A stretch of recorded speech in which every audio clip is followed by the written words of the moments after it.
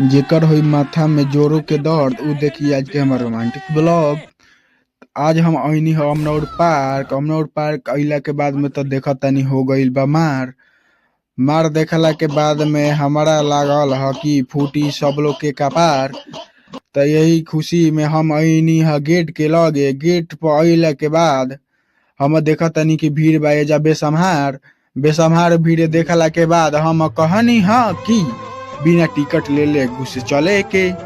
तो बिना टिकट ले ले हम फान गईनी ह और हमार दोस्तों फान गईल ह।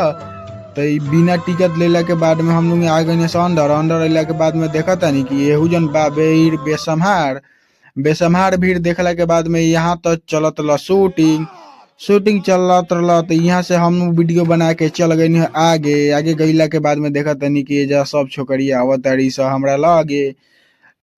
अगर हमार वीडियो अच्छा लागल हो कि तो फॉलो कर ले ना तो मोबाइलिया फूट जाई। तब तक के लिए जय हिंद जय भारत।